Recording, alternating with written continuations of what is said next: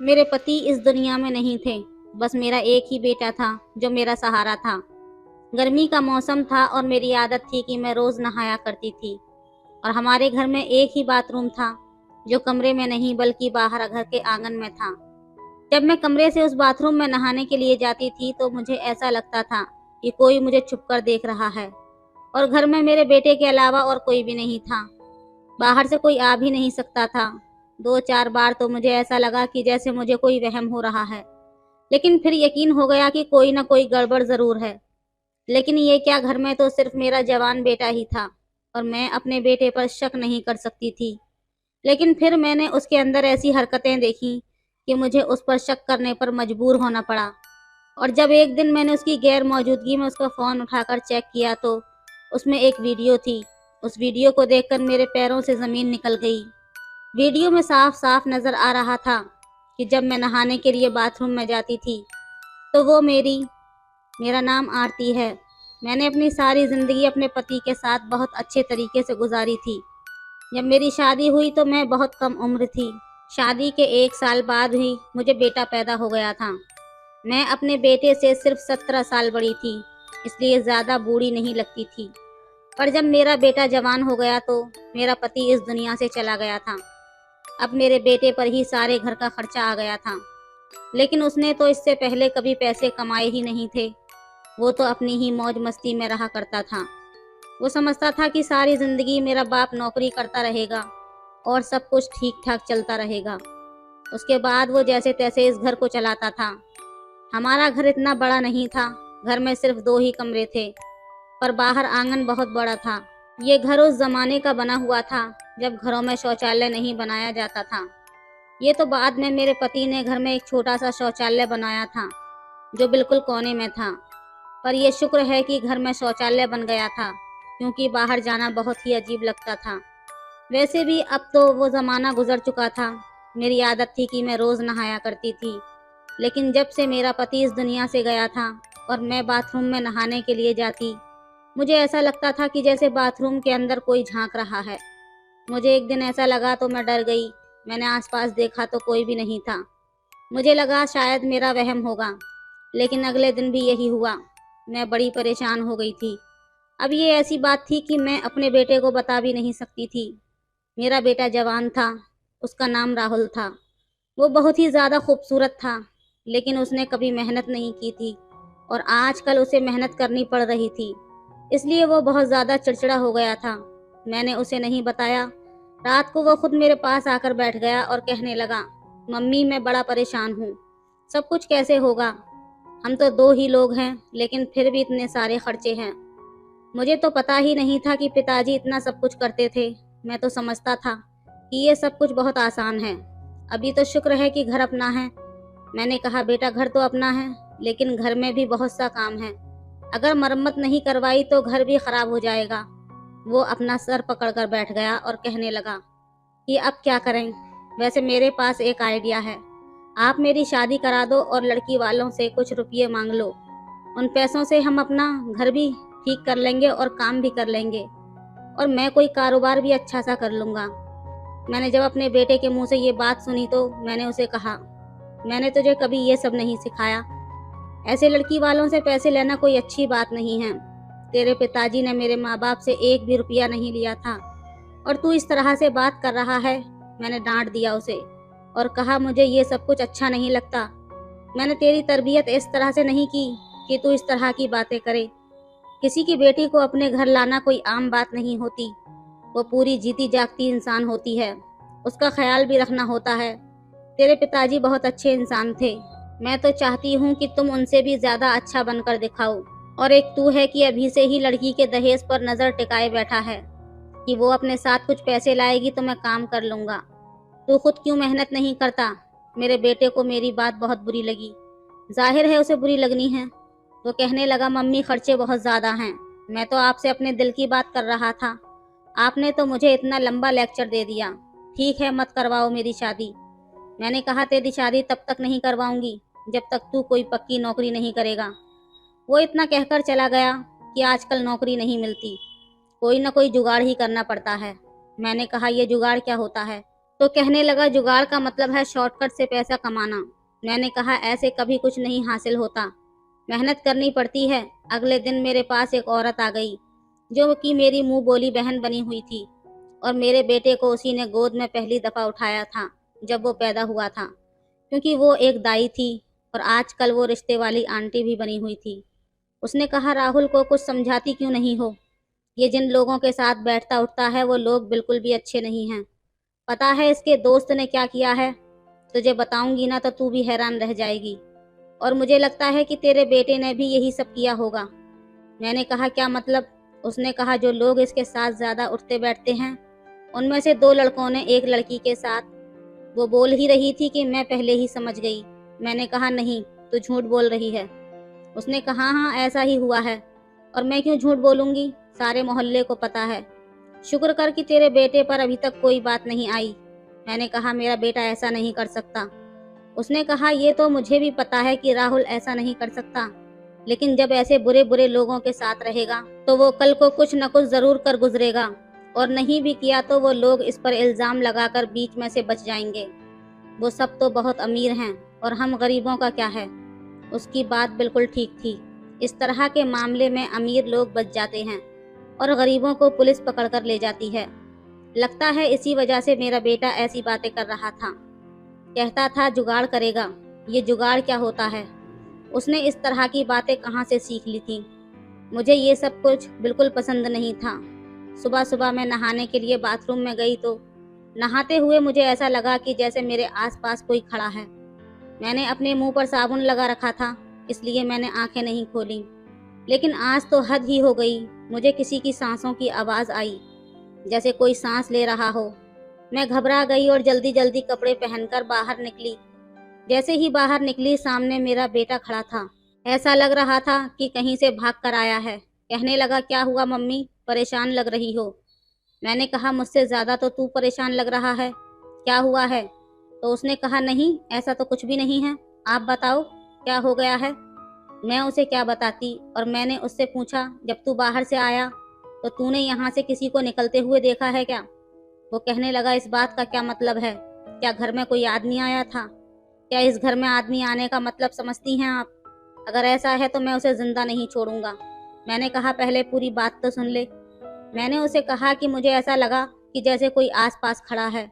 मैंने उसे पूरी बात नहीं बताई क्योंकि मुझे शर्म आ रही थी। तो उसने कहा नहीं, मैं बाहर से ही आया था, कोई भी नहीं था।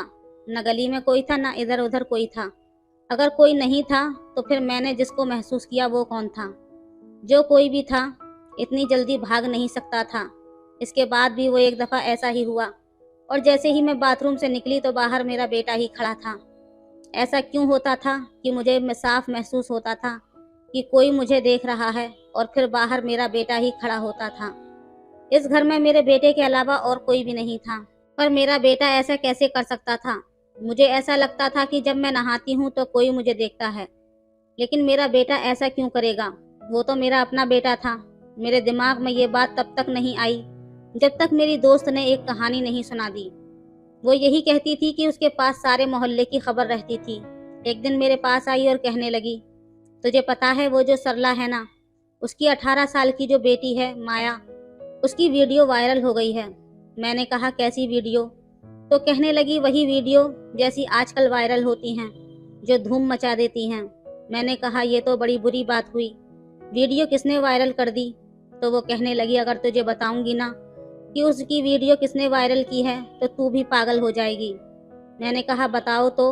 उसने मुझे एक ऐसी बात बताई कि मैं हैरान रह गई। सोचने लगी कि ये समाज किस तरफ जा रहा है। उसने कहा उसकी वीडियो उसके पति ने वायरल की है और दोनों आपस में मिले हुए हैं। वीडियो बेची है उन्होंने लाखों रुपए के लिए। कह रहे थे कि कुछ दिन बाद लोग भूल जाएंगे, हमसे कोई पूछेगा तो हम कह देंगे कि वीडियो नकली है। मैंने कहा इतनी अंदर की बात तुझे कैसे पता चल गई? वो कहने लगी ये छोड़, ये अंदर की बात है या बाहर की, लेकिन ये देख कि किस तरह की हरकतें हो रही हैं आजकल। एक पति अपनी पत्नी की वीडियो को वायरल कर रहा है सिर्फ पैसे कमाने के लिए। तुझे नहीं लगता कि ये समाज पता नहीं किस तरफ जा रहा है? हमें तो अपने बच्चों को संभाल कर रखना चाहिए। उसकी एक जवान बेटी थी जिसकी शादी वो मेरे बेटे राहुल से करवाना चाहती थी। लेकिन वो ये भी कहती थी कि पहले अपने बेटे का कोई पक्का काम करवा दो। उसकी बेटी का नाम रूपाली था और मुझे भी वो बहुत अच्छी लगती थी।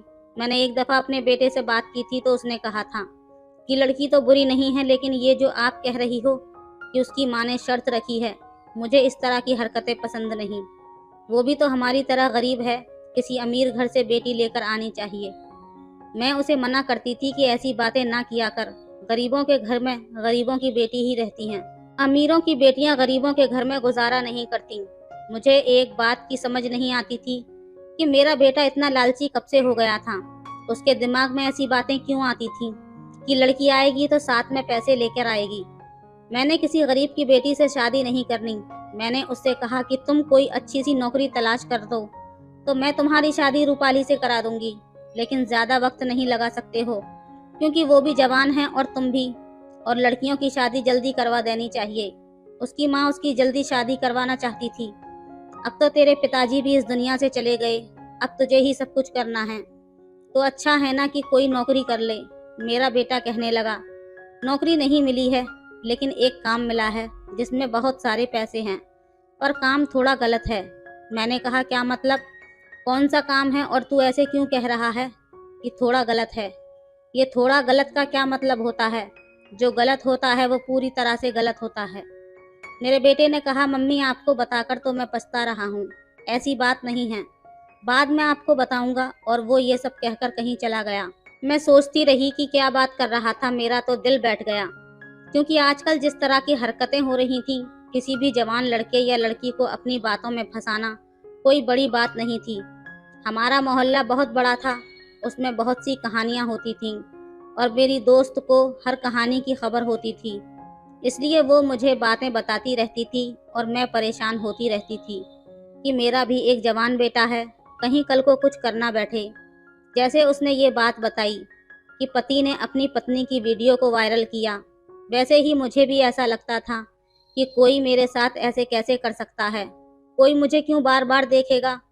कहीं ऐसा तो नहीं था कि कोई मेरा वीडियो बना रहा था और मुझे पता ही नहीं था। ये सोचकर ही मेरा दिल बैठ गया था। मैंने सारी जिंदगी अपने पति के साथ बड़े अच्छे तरीके से गुजारी थी। मैं एक शरीफ औरत थी, और अब अगर इस उम्र में मेरे साथ कुछ ऐसा हो जाता तो मैं क्या करती?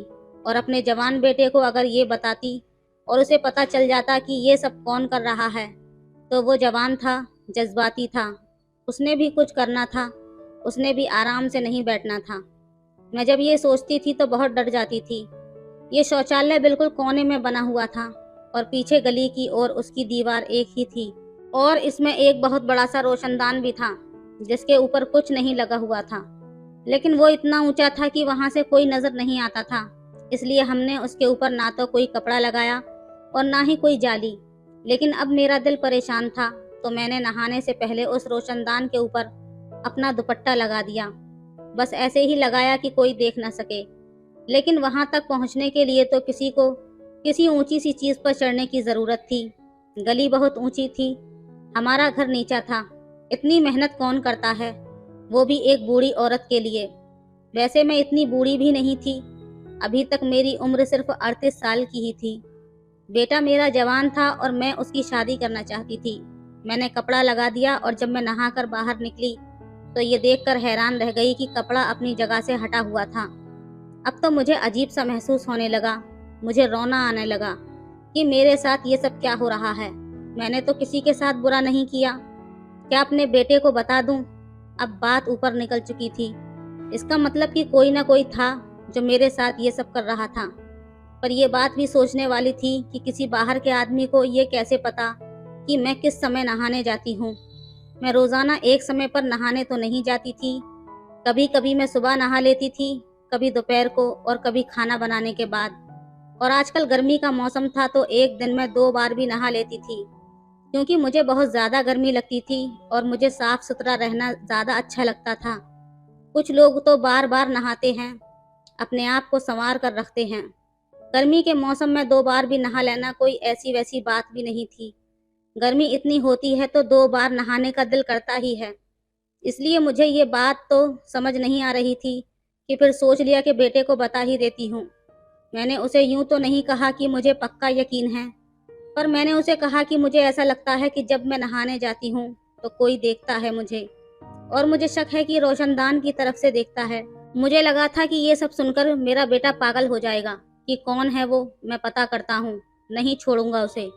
पर उसने कहा कि कोई बात नहीं है, आपको ऐसे ही लगा होगा, इस बात को छोड़ें, परेशान होने की ज़रूरत नहीं है। कौन है जो ऐसी हरकत कर सकता है, आप छोड़ो ये सारी बातें। उसने इस बात को इतना सामान्य ले लिया कि मैं हैरान रह गई। आपको ऐसे ही लग रहा होगा, कौन है जो ऐसी हरकत कर सकता है। इस सब का उसने जो रिएक्शन दिया था, मुझे उसकी उससे बिल्कुल भी उम्मीद नहीं थी। वो तो बड़ा गुस्से वाला था, और अपनी माँ के मामले में अगर कोई इस तरह से बात हो तो बेटे को गुस्सा आ ही जाता है।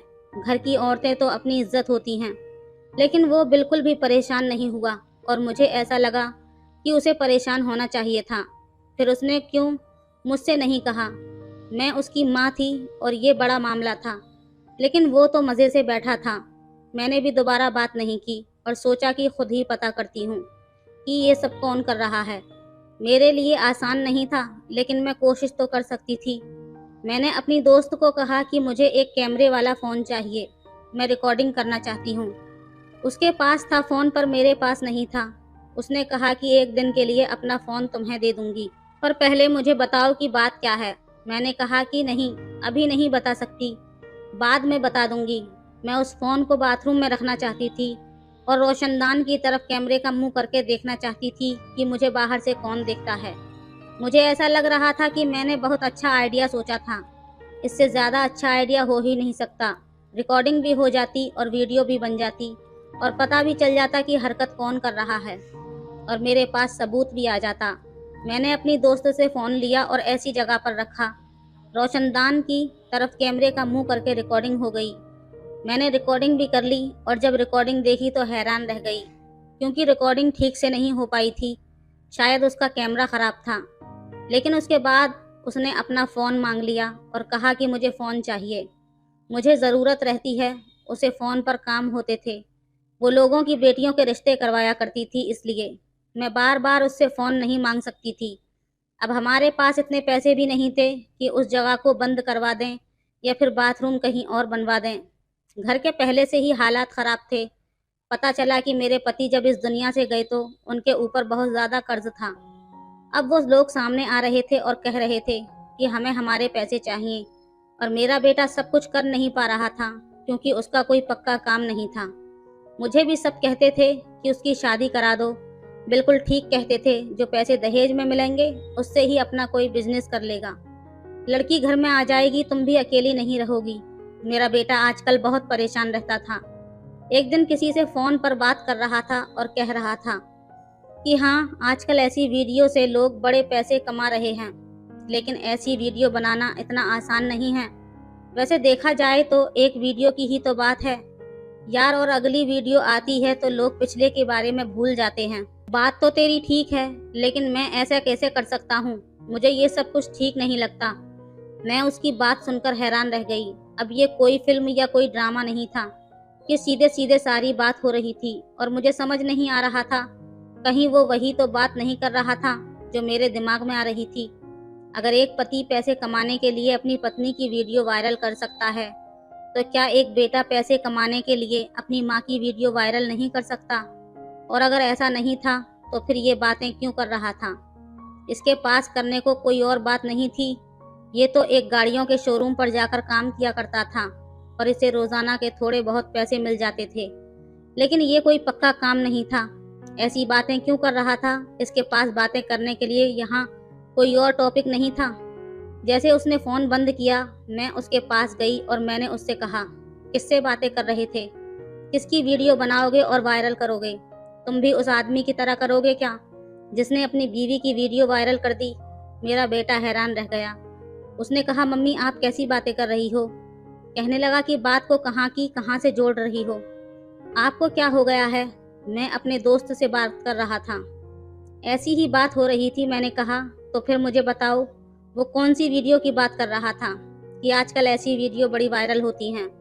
आजकल तो सिर्फ औरतों की वीडियो ही वायरल होती हैं, जिसमें औरतें या तो डांस कर रही होती हैं या फिर कोई और हरकत कर रही होती हैं। देखो, अगर मुझे पता चला कि तुमने भी कोई बुरी हरकत की है तो मैं तुम्हें जेल से भी नहीं छुड़ाऊंगी, तुम्हारी बेल भी नहीं कराऊंगी।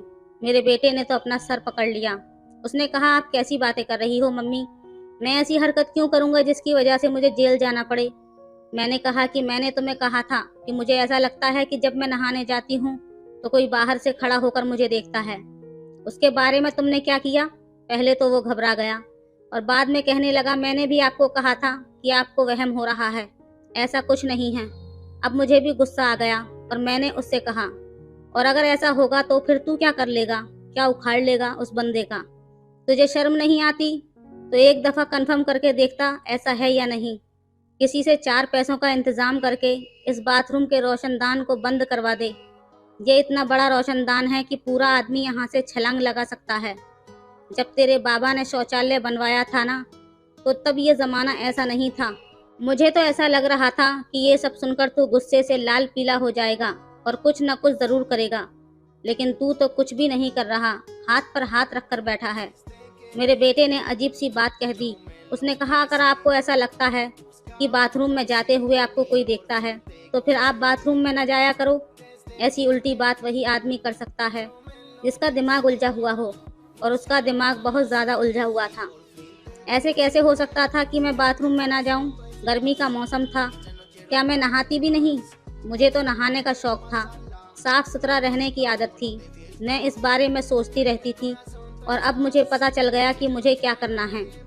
मुझे अपने बेटे पर नज़र रखनी थी, क्योंकि इस घर में कोई भी नहीं था और ऐसे कोई किसी के घर में नहीं आता। मैं तो हैरान थी कि मेरे बेटे को अचानक से क्या हो गया। वो तो छोटी छोटी बातों पर इतना गुस्सा करता था, लड़ने मरने को तैयार हो जाता था, लेकिन अब बिल्कुल सामान्य हो गया था। उधर रूपाली की माँ बार बार कहती थी कि मेरी बेटी तेरे बेटे को पसंद करती है, उसे कहो कि कोई अच्छी सी नौकरी कर ले ताकि इन दोनों की सगाई कर दी जाए। लेकिन मैं कहती, मेरे बेटे को तो आजकल कुछ समझ ही नहीं आ रहा कि वो किस तरफ जा रहा है। लेकिन रूपाली भी पागल थी जो राहुल से प्यार कर बैठी थी, और मुझे लगता था कि अगर वाकई ऐसी बात है तो उसने किसी और से शादी नहीं करनी थी, चाहे उसे कुछ साल तक इंतजार करना पड़ता, क्योंकि वो मेरे दोस्त की इकलौती बेटी थी और वो अपने घर में सबसे ज़्यादा लाडली थी और मुझे भी बहुत ज़्यादा सुंदर भी लगती थी। एक मुसीबत नहीं थी मेरे सर पर, अपने बेटे पर नज़र तो रखनी ही थी, लेकिन नज़र तब रखती ना जब वो ज़्यादातर घर पर होता। आजकल तो वो घर से बाहर ही रहता था, लेकिन जब तक मैं खाना वगैरह बना रही होती थी तब तक घर में ही होता था। एक दिन मैं नहाने के लिए गई तो उसका फ़ोन उसके कमरे में पड़ा हुआ था। पता नहीं मेरे दिमाग में क्या आया, मैंने कहा कि उसका फ़ोन चेक करती हूँ कि उसके फ़ोन में क्या है। आखिर मेरा बेटा है, मैं उसका फ़ोन चेक कर सकती हूँ। मैंने गैलरी खोली तो उसमें एक वीडियो थी जिसे ऊपर से देखते ही मेरा दिल बैठ गया। जब मैंने उस वीडियो को खोला तो मेरे पैरों से ज़मीन निकल गई। ये वीडियो बाथरूम की थी और साफ नज़र आ रहा था कि उस वीडियो में क्या हो रहा था।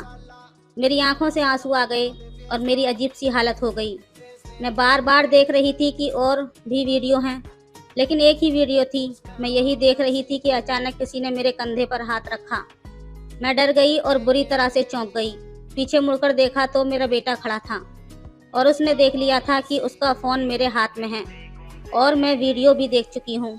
अब उसके चेहरे पर डर था और मेरी आंखों में सिर्फ एक सवाल था, जो सवाल मैंने उससे पूछ ही लिया और जवाब जानकर मैं हैरान रह गई। मैंने अपने बेटे की तरफ देखा, मेरी आंखों में आंसू थे। मैंने कहा, यह सब कुछ तूने कब किया, कैसे किया और क्यों किया, बता मुझे। अब उसके भी आंखों में आंसू आ गए और गुस्से से उसके हाथ कांपने लगे। उसने कहा, उसी दिन किया जिस दिन आपने मुझे बताया था। आपको क्या लगता है कि मैं हाथ पर हाथ रखकर बैठा था? जब आपने कहा था कि कोई आपको छुपकर देखता है तो मुझे बहुत ज़्यादा गुस्सा आया था, लेकिन मेरा गुस्सा करना आपको अच्छा भी तो नहीं लगता। आप परेशान हो जाती और डर जाती, इसलिए मैंने सोच लिया था कि आपको कुछ नहीं बताऊंगा, लेकिन जो कोई भी ये सब कुछ कर रहा है उसे पकड़कर ही रहूंगा। इसलिए मैंने पहले ही एक छोटा कैमरा रोशनदान पर लगा दिया था जिसका मुंह दूसरी तरफ था। उसमें आप तो दिखाई नहीं दी, लेकिन बाहर का दिखाई दे सकता था। वो हमारे मोहल्ले का ही लड़का है और उसी गली में खड़ा होता है। जैसे ही उसे पानी गिरने की आवाज़ आती है वो समझ जाता है कि कोई न कोई अंदर आ गया और अंदर झांकने की कोशिश करता है। मैंने उसका नाम और घर का पता भी मालूम कर लिया है। दिल तो करता था कि सीधा उसके घर जाऊं और वहीं पर जाकर उसे गोली मार दूं, लेकिन अपने दोस्त से बात की तो उसने कहा कि इस तरह करने से कुछ नहीं होगा। हो सकता है उसने तुम्हारी माँ की कोई वीडियो बनाई हो जो उसके पास हो। पहले हमें उसे वीडियो निकलवानी होगी। उसी से बात कर रहा था। यही वो कह रहा था कि आजकल ऐसी वीडियो बिकती हैं। जब आपने मेरी बात सुन ली थी, मैंने मोहल्ले के कुछ लोगों से बात की है और हम उसे रंगों हाथों पकड़ना चाहते हैं। हम ऐसा करेंगे कि उसे ये लगेगा कि कोई बाथरूम में आ गया और नहाने लगा है, और जैसे ही वो अंदर की तरफ झांकने लगेगा उसे रंगे हाथों पकड़ लेंगे। अगर वैसे उसे कहेंगे कि तुम ये सब कुछ क्यों करते हो, तो वो कभी भी नहीं मानेगा। लेकिन जब उसे रंगों हाथों पकड़ लेंगे तो वो सारे मोहल्ले के सामने पकड़ा जाएगा और उसके बाद कोई भी उसका साथ नहीं देगा। आपसे ज्यादा मुझे गुस्सा है, आपसे ज्यादा मैं बेचैन हूँ उसे सीधा करने के लिए, लेकिन मुझे सब्र से काम लेना होगा, क्योंकि हम उसे पकड़ना चाहते हैं और ऐसे लोगों को पकड़ना आसान नहीं है। आपको पता है, आपने कहा था कि एक लड़की की वीडियो वायरल हुई है, वो भी इसी ने की थी, लेकिन उसका इल्जाम उसके पति पर लगा दिया था। कौन सा पति ऐसा कर सकता है? ये तो सोचने की बात है। लेकिन मोहल्ले वालों को बोलने के लिए जब कोई बात नहीं मिल जाती तो वो उसे बात की कहानी बना लेते हैं और फिर आगे पीछे का कुछ नहीं सोचते। ये लड़का हमारे पूरे मोहल्ले का सबसे ज्यादा बिगड़ा हुआ लड़का है और इसने और भी बहुत सी लड़कियों को जलील करके रखा हुआ है। कभी लड़कियों को छेड़ता है तो कभी कुछ, लेकिन अब मेरे हाथों से नहीं बचेगा। मैं दिल ही दिल में सोचने लगी कि मैंने अपने बेटे को कितना गलत समझा था, पर मैंने भी बात नहीं बताई। वो मेरा अपना बेटा था, कोई गैर नहीं। तो फिर मेरे साथ ऐसा कैसे कर सकता था? पर मैं भी क्या करती। आजकल ये समाज किस तरफ जा रहा है ये हम सभी जानते हैं। पर मुझे अपने ऊपर बहुत गुस्सा आ रहा था। उसके बाद मेरे बेटे ने ऐसा ही किया। उसने बकायदा प्लान बनाया और जैसे ही वो लड़का दूसरी तरफ से रोशनदान के ऊपर ध्यान देने लगा, मेरे बेटे ने फौरन उसे पकड़ लिया। मोहल्ले के लोगों ने उसे देख लिया था। उसके बाद सब ने मिलकर उसकी पिटाई लगाई और फिर पुलिस के हवाले कर दिया। उसका मोबाइल वगैरह सब कुछ ले लिया था, लेकिन पता चला कि कोई वीडियो नहीं थी, लेकिन और बहुत सी लड़कियों की वीडियो बनाई गई थी। पुलिस ने कहा कि इसके ऊपर तो बहुत सारे केस बनते हैं, एफआईआर करो, हम इसे नहीं छोड़ेंगे। इसके बाद मैंने वो रोशनदान भी बंद करवा दिया। बेटे की नौकरी भी लग गई और उसकी शादी रूपाली के साथ ही करवाने के बारे में सोचा। उन दोनों की सगाई हो गई और अब शादी होने वाली है।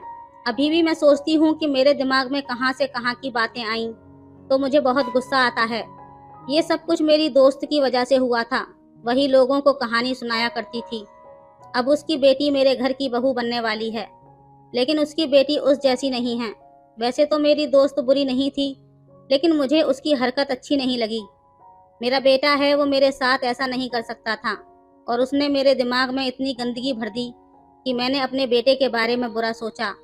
मैं ये कैसे भूल गई कि मैंने अपने बेटे को खुद बड़ा किया। क्या मैंने उसे ऐसी हरकतें सिखाई थी? लेकिन ये भी सच था कि हमारे समाज में जिस तरह की हरकतें हो रही हैं। आप लोग बताएं कि आपकी ज़िंदगी में कभी कोई ऐसा हादसा हुआ है? और आपकी इस कहानी के बारे में क्या राय है, हमें कमेंट में ज़रूर बताएं। वीडियो अच्छी लगे तो लाइक करें, शेयर करें, सब्सक्राइब करें। धन्यवाद।